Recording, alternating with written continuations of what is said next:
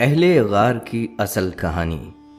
وہ لوگ جو 300 سال بعد دوبارہ زندہ ہو گئے۔ بسم اللہ الرحمن الرحیم۔ السلام علیکم۔ معزز خواتین و حضرات، مکہ کا وہ زمانہ جہاں ہر طرف بتوں کی پوجا تھی، لوگ اندھی تقلید میں گم اور ظلم کے سائے میں زندگی گزار رہے تھے۔ اسی وقت چند لوگ حق اور سچ کی تلاش میں ایک یہودی عالم کے پاس گئے اور اس سے کہا کہ محمد صلی اللہ علیہ وسلم سے ایسا کون سا سوال پوچھا جائے جس سے محمد صلی اللہ علیہ وسلم کی نبوت کا سچ سب پر ظاہر ہو جائے۔ یہودی عالم نے کہا، ان سے 3 سوالات کرو، جن میں سے ایک سوال یہ تھا کہ اصحاب کہف کون تھے۔ لہٰذا اللہ تعالیٰ نے اپنے محبوب نبی صلی اللہ علیہ وسلم کو اس سوال کا جواب خود عطا فرمایا اور سورہ کہف میں اس پراسرار واقعے کو مکمل تفصیل کے ساتھ بیان فرمایا۔ لہٰذا دوستو، آج کی ویڈیو میں ہم آپ کو نہ صرف اصحاب کہف کی مکمل حقیقت بتائیں گے، بلکہ آپ دیکھیں گے وہ مقام بھی جہاں وہ 300 سال تک سوئے رہے۔ اور حیرت کی بات تو یہ ہے کہ وہ کون سا راز تھا جس کی وجہ سے اللہ تعالیٰ نے انہیں 3 صدیوں بعد دوبارہ زندہ فرمایا۔ اور اصحاب کہف کا وہ کتا جس کا ذکر قرآن مجید میں آیا ہے، وہ جنت میں کیوں جائے گا اور کس کی شکل میں جنت میں جائے گا؟ اس سوال کا جواب بھی آپ کو اسی ویڈیو میں ملے گا، تو ویڈیو کو آخر تک ضرور دیکھیے گا، کیونکہ اسی ویڈیو کے آخر میں آپ کو یہ بھی معلوم ہو سکے گا کون کون سے جانور جنت میں جائیں گے۔ پیارے دوستو، اصحاب کہف کا مکمل واقعہ تفاسیر میں کچھ یوں بیان ہوا ہے کہ آج سے تقریباً 2000 سال پہلے ملک روم کے ایک شہر افسوس میں ایک ظالم بادشاہ دقیانوس کی حکومت تھی۔ اس وقت جو شخص بتوں کی پوجا نہ کرتا، اسے ظالم بادشاہ دقیانوس قتل کروا دیتا تھا۔ ایک دن کچھ نوجوان ایمان والوں کے قتل کا منظر دیکھنے کے لیے وہاں پہنچے۔ اللہ پاک نے ان کی آنکھوں سے پردہ ہٹا دیا تو انہوں نے دیکھا کہ جس مومن کو بھی قتل کیا جاتا، فرشتے آسمان سے اترتے اور اس کی روح کو اپنے ساتھ لے جاتے۔ یہ ایمان افروز منظر دیکھ کر وہ سب نوجوان ایمان لے آئے۔ جب بادشاہ دقیانوس سفر پر جا رہا تھا، تب اسے اس بات کا علم ہوا تو اس نے ان نوجوانوں کو 3 دن کی مہلت دی کہ میرے واپس آنے تک ایمان چھوڑ دو، ورنہ تمہیں قتل کر دیا جائے گا۔ تیسرے دن یہ صاحب ایمان نوجوان کچھ مال ساتھ لے کر رات کے وقت شہر سے رخصت ہو گئے۔ راستے میں انہیں اپنے خاندان کی بکریاں چرانے والا ایک چرواہا ملا۔ انہوں نے اسے اپنا حال بیان کیا اور اسے بھی ایمان کی دعوت دی۔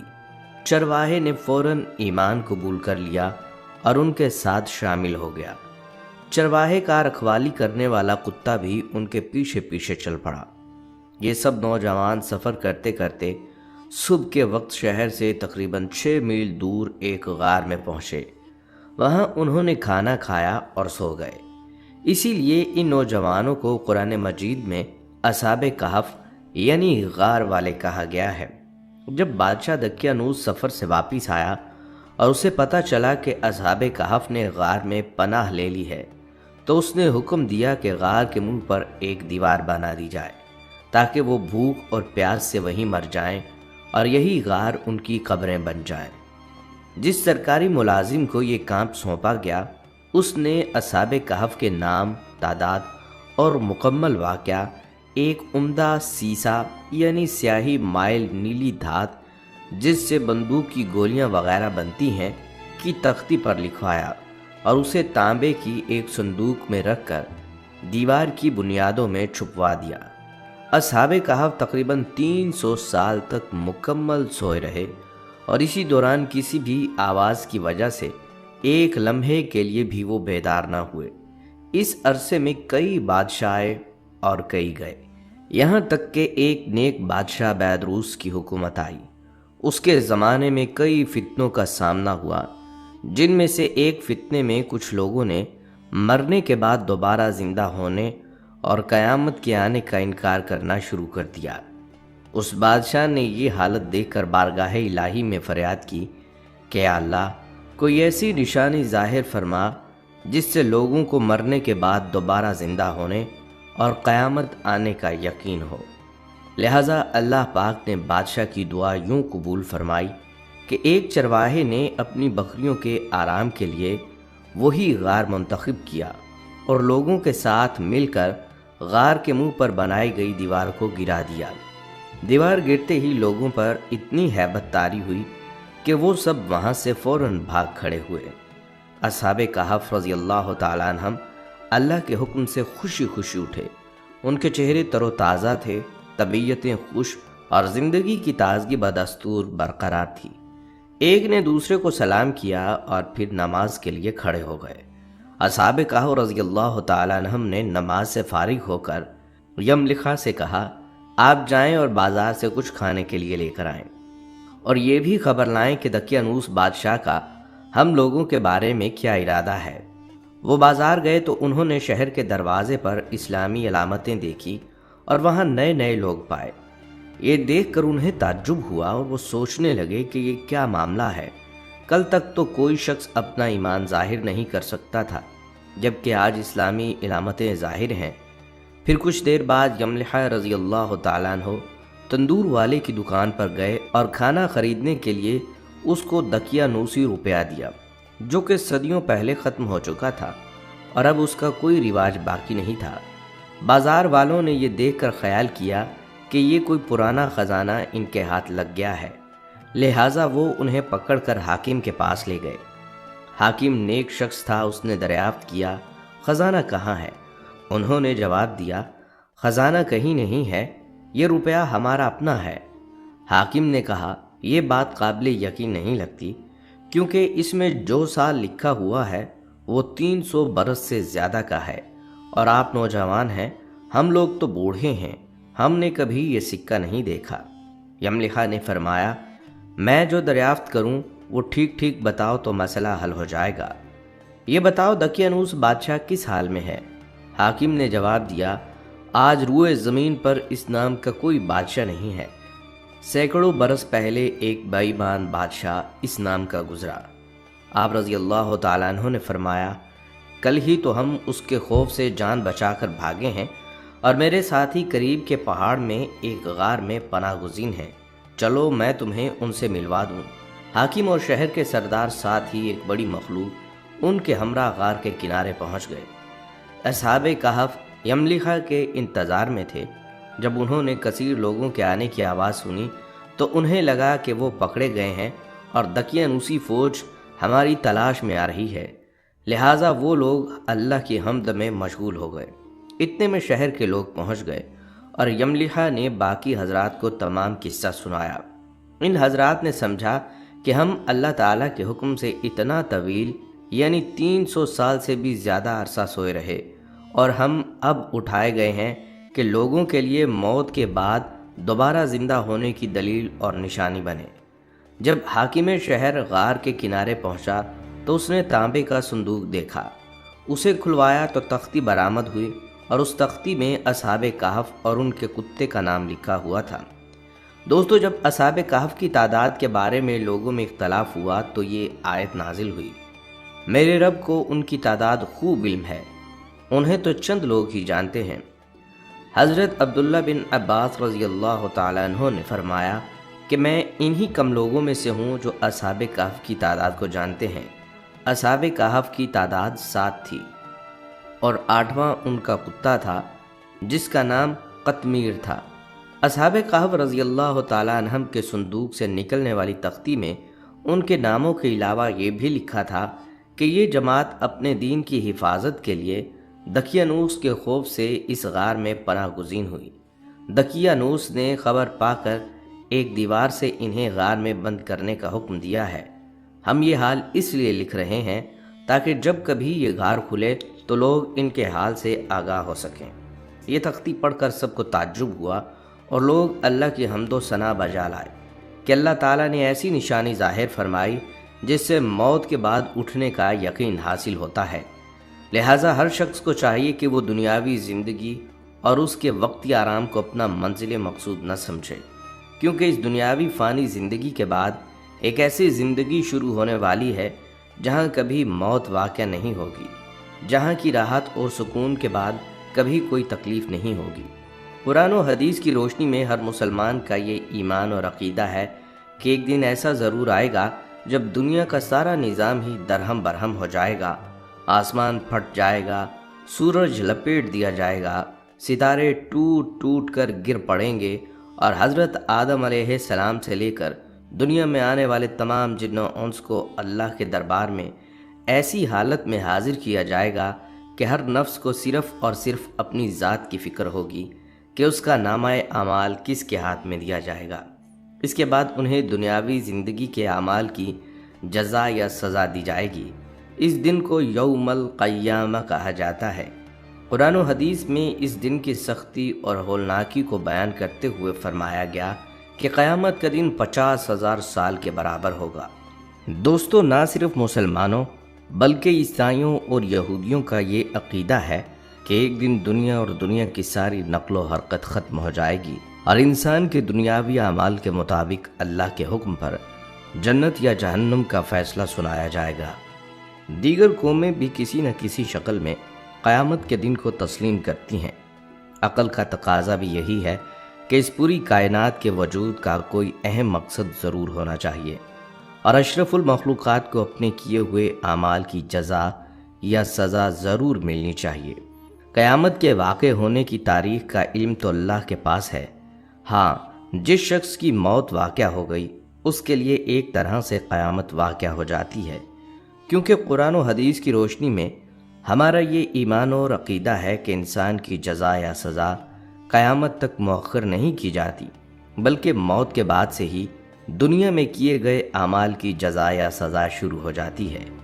چنانچہ قرآن و حدیث کی روشنی میں پوری امت مسلمہ کا یہ اتفاق ہے کہ قبر جنت کے باغیچوں میں سے ایک باغیچہ بنتی ہے یا جہنم کے گڑھوں میں سے ایک گڑھا۔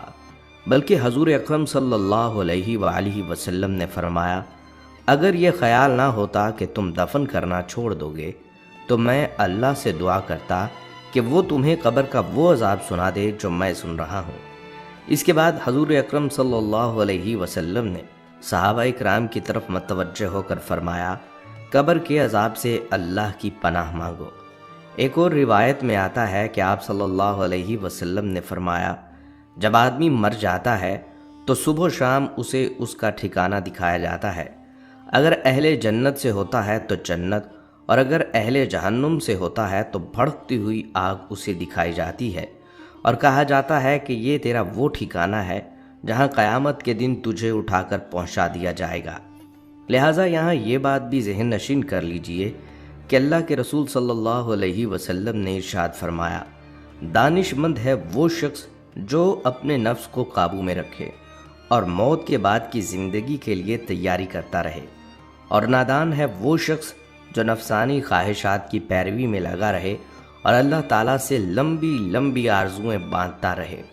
اب اس حدیث میں اللہ کے رسول صلی اللہ علیہ وسلم نے دانش مند یا نادان میں فرق واضح فرما دیا کہ حقیقی دانش مند انسان وہ ہے جو دنیا میں لوگوں کے درمیان رہتے ہوئے اپنی ضروریات زندگی کو پورا کرتے ہوئے نفس کو قابو میں رکھے، گناہوں سے باز رہے، ہر قسم کی نافرمانی سے بچتا رہے، اللہ کی ناراضی سے ڈرتا رہے اور اپنی موت اور آخرت کی جواب دہی کو ہر وقت یاد رکھے۔ دوستو، جیسا کہ اصحاب کہف کے حوالے سے بیان ہو رہا تھا کہ اصحاب کہف کا واقعہ جب مکمل ہوا تو اس کے بعد حاکم شہر نے بادشاہ بیدروس کو اس بات کی اطلاع دی۔ وہ اپنی مجلس کے ساتھ وہاں پہنچا اور اللہ کا شکر ادا کیا کہ اس کی دعا قبول ہوئی۔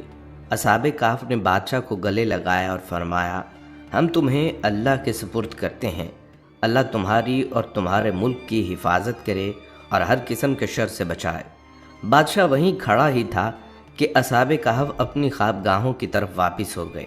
اللہ تعالیٰ نے ان کی حفاظت اس طرح کی کہ کوئی بھی شخص وہاں تک پہنچ نہ سکا، بلکہ ایک مرتبہ حضرت امیر معاویہ رضی اللہ تعالیٰ عنہ جب روم کی سرزمین کی طرف لشکر لے کر روانہ ہوئے تو راستے میں اصحاب کہف کے اس غار کے قریب سے گزر ہوا۔ بلکہ انہوں نے اس غار میں داخل ہونے کی خواہش ظاہر کی تاکہ ان اللہ والوں کی جگہ کو اپنی آنکھوں سے دیکھ سکیں۔ اس وقت ان کے ساتھ موجود حضرت عبداللہ بن عباس رضی اللہ تعالی عنہما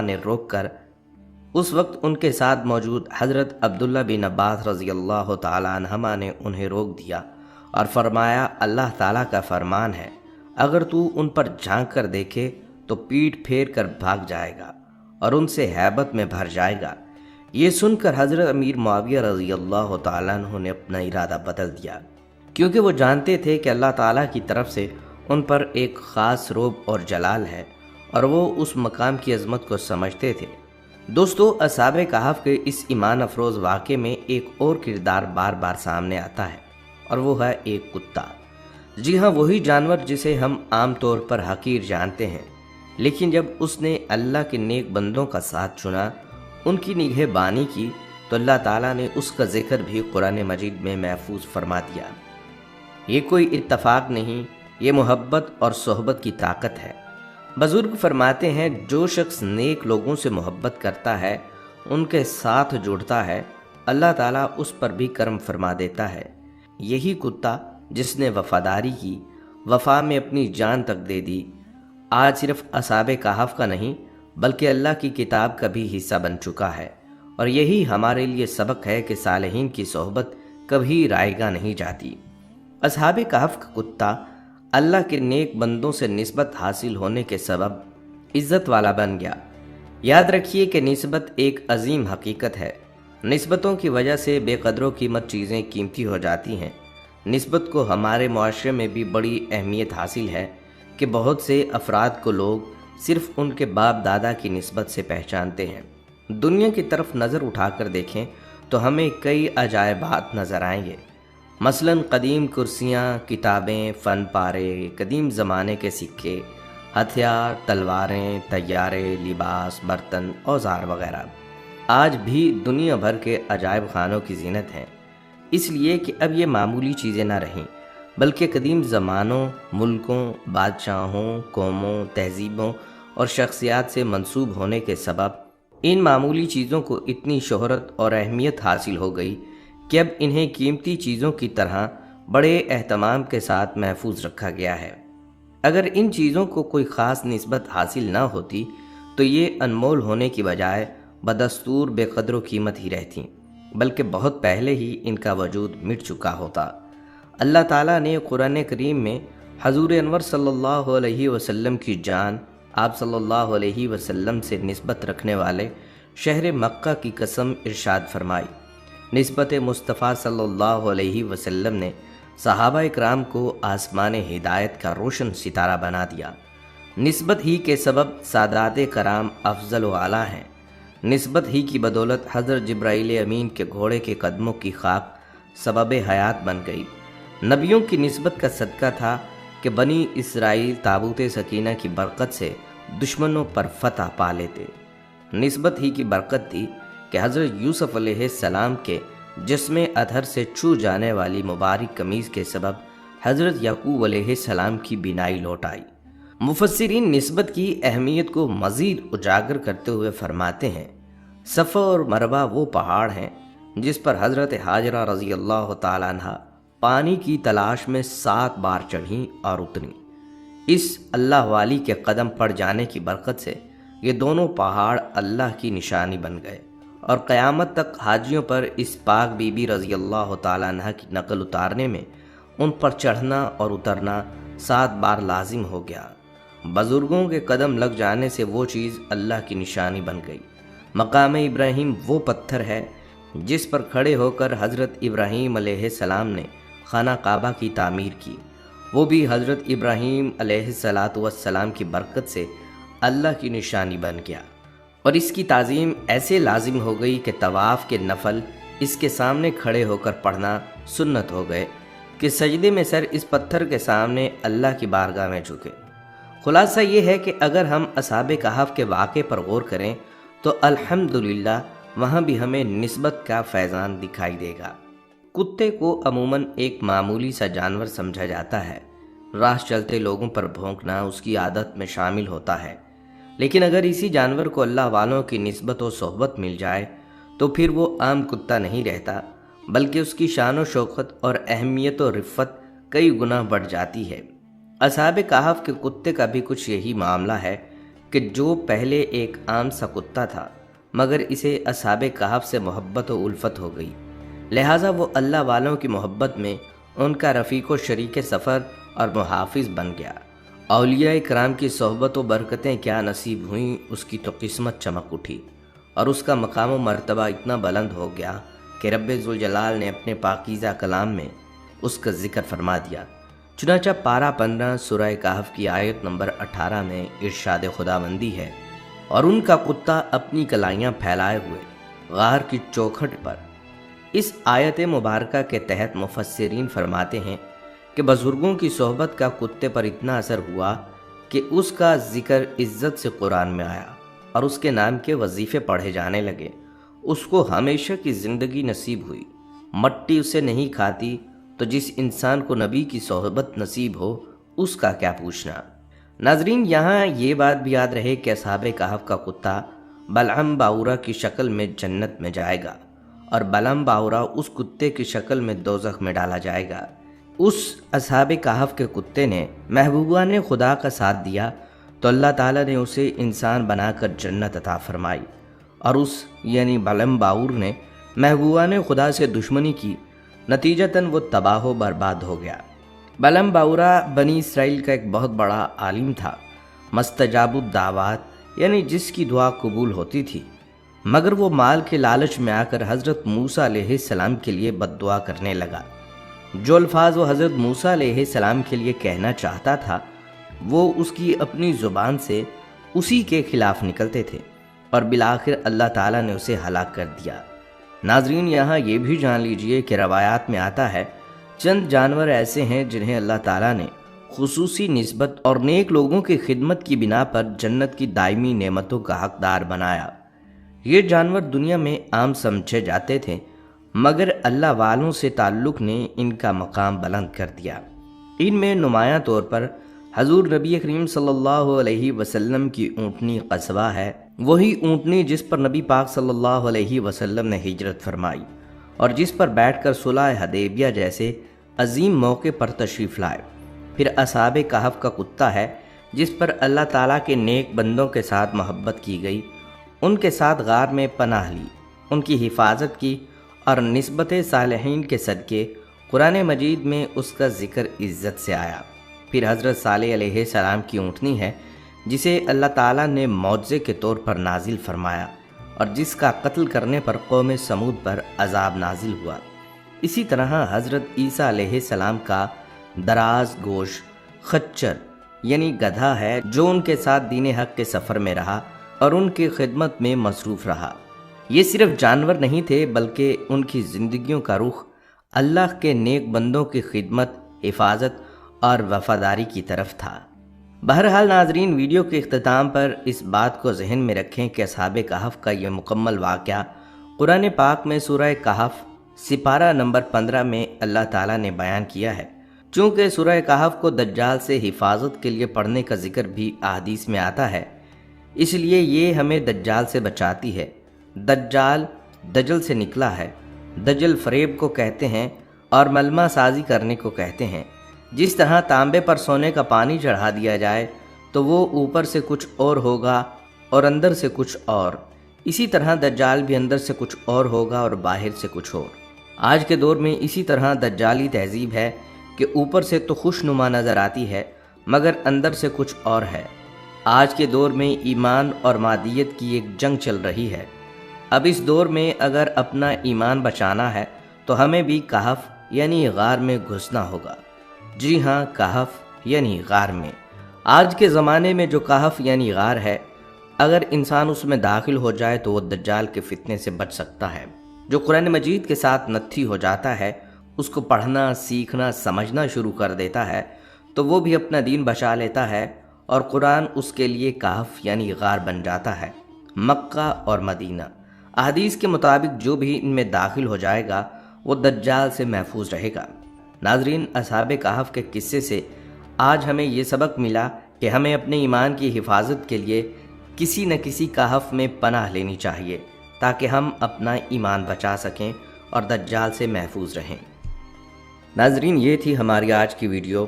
اگلی ویڈیو تک کے لیے اجازت دیجیے۔ اللہ حافظ۔